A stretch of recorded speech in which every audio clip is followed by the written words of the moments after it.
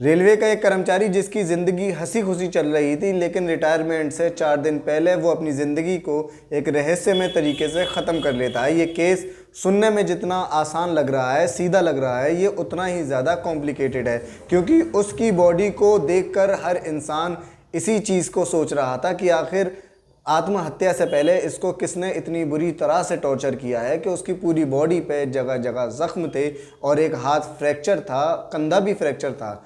इतना चोटें लगने के बाद आखिर वो फांसी के फंदे तक कैसे पहुंचा, ये घटना पुलिस के लिए एक बड़ा कंपटीशन, एक बड़ा चैलेंज थी इन सवालों के जवाबों को ढूंढना। और इन्हीं सवालों के जवाब हम आपको वीडियो में देंगे, तो वीडियो पर बने रहेंगे। ये घटना छत्तीसगढ़ के भिलाई रेलवे स्टेशन पर काम करने वाले एक कर्मचारी की है, जिसका कुछ ही दिनों बाद रिटायरमेंट होने वाला था, लेकिन रिटायरमेंट से पहले ही वह अचानक से गायब हो जाता है और उसके घर से काफ़ी तेज़ बदबू आ रही थी, जिसकी सूचना पड़ोसी पुलिस को देते हैं। तब जाकर घर के अंदर की छानबीन शुरू की जाती है, जिसके अंदर उसकी डेड बॉडी मिलती है। डेड बॉडी भी एक पतली सी रस्सी पर लटकी हुई थी और उसके पैर भी ज़मीन पर छुल रहे थे कि मानो वह घुटनों के बल बैठा हुआ हो। आखिर ऐसे सुसाइड कैसे हो सकती है कि आदमी अपने पैरों पर खड़ा हो सकता है, और उसने फांसी भी लगा ली।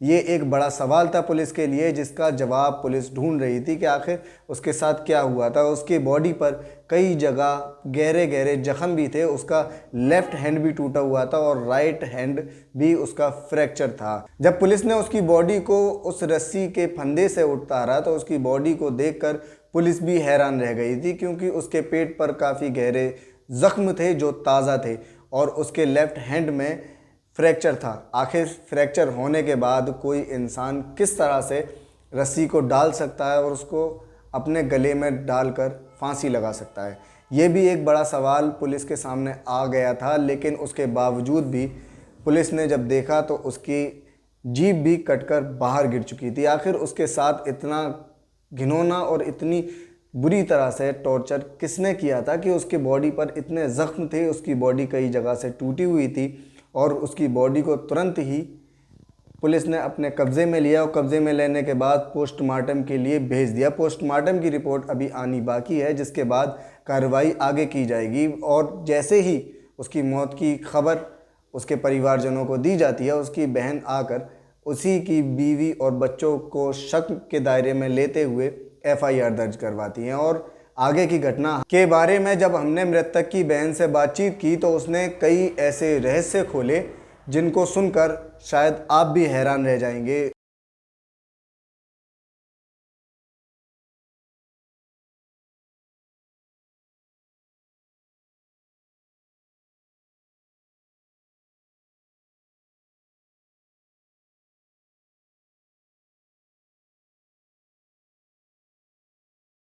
मैं भिलाई थाना आई, वहाँ पे जहाँ उसका लेके गए थे वहाँ पे मैंने अपने भाई को देखा तो मैंने ये देखा उसका लेफ्ट हैंड फ्रैक्चर है, राइट हैंड में पूरा कांच घुसा हुआ है, उसके पूरे एब्डोमेन में एब्रेशंस है और पूरा प्राइवेट वार्ड में मारा है उसका पूरा, उसका पैंट में पूरा, थाई में पूरा, मतलब उसको बहुत बेरहमी से मारा गया है, वो लगा है ईंट से। तो मेरे भाई के लिए मेरे को न्याय चाहिए।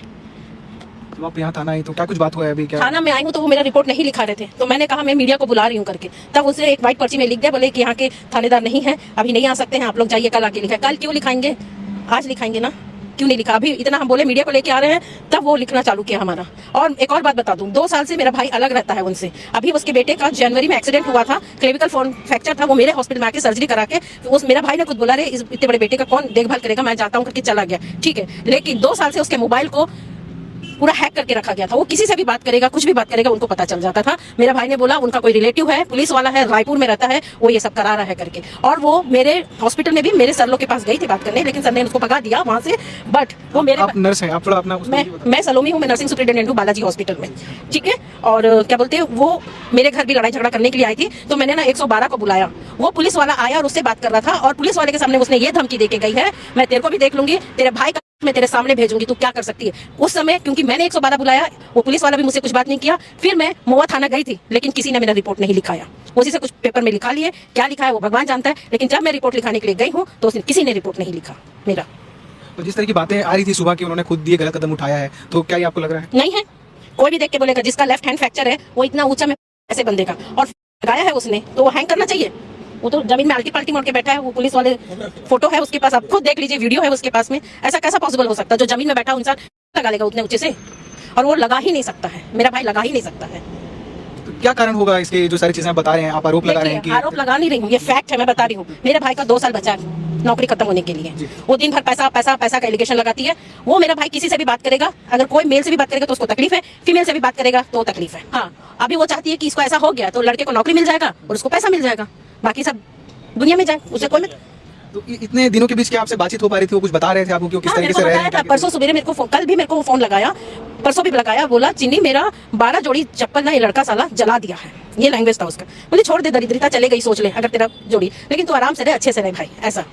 और मेरे भाई को उसने ये बोला है तेरी बड़ी बहन के साथ और तेरा संबंध है, इतनी नीच औरत के साथ अब क्या बात कर सकते हैं हम लोग? थोड़ा सा क्लियर कर दीजिए, आपकी जो भी चीजें बता रही कि जो सारी चीजें घटना हुई है उसके पीछे किन लोगों का नाम है, आप थोड़ा सा क्लियरली बता दीजिए दर्शकों को। उसके माँ बेटे का, मतलब उनकी वाइफ और वो बेटे का। तो उनका एक आपको एक लग रहा है कि उन्होंने हाँ, मेरे को डाउट है, डाउट क्या, कंफर्म हूँ मैं 100%, क्योंकि वो मेरे हॉस्पिटल में भी आई थी, मेरे सारे स्टाफ लोग से भी मिली, और वो इतना बेइज्जती करके गई है, तेरे भाई को तो मैं देख लूंगी, मेरे पास एविडेंसेस है हर चीज का, मैं एविडेंसेस दे सकती हूँ।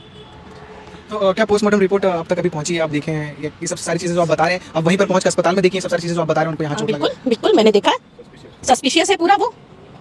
अगर वो, आप खुद जो सोचिए, अगर उसको लगाए हैं तो उसके प्राइवेट पार्ट से ब्लीडिंग हो जाएगा, उसका कपड़ा पूरा सन जाएगा है, उसके मुंह से खून निकल जाएगा, नाक से खून निकल जाएगा। आप खुद सोचिए ना, उसके पेट में एब्रेशन इतना मारे होंगे, उसका पेट अंदर कतड़ी उतड़ी फट गया होगा, पूरा फोटोस है हमारे पास में।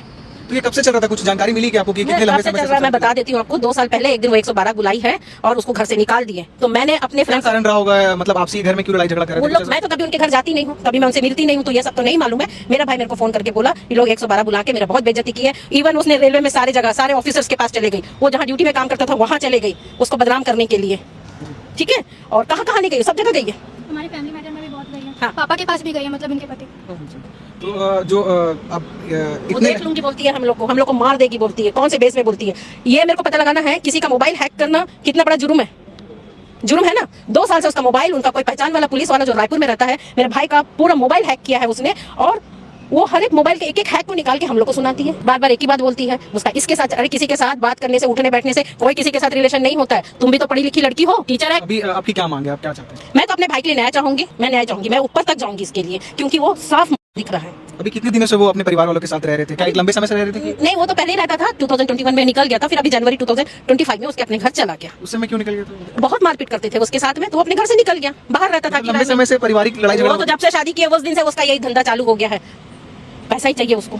अभी बॉडी की पोस्टमार्टम रिपोर्ट आना बाकी है, जिसके बाद ही पुलिस आगे कोई एक्शन ले सकती है, कोई इंक्वायरी हो सकती है। आखिर इस केस में आगे क्या खुलासा होना बाकी है, दोषी कौन है, क्या मृतक की बहन ने सही बताया है कि इस मृतक का जो कातिल है वो उसकी बीवी और बेटा ही है? अगर ऐसा है तो आखिर उसने ऐसा क्यों किया, क्या वजह थी? ये एक बड़ा सवाल अभी सभी के दिलों में गूंजा हुआ है। इस सवाल के सारे जवाब हम आपको आगे वीडियो में देते रहेंगे, तो हमारे चैनल पर बने रहें।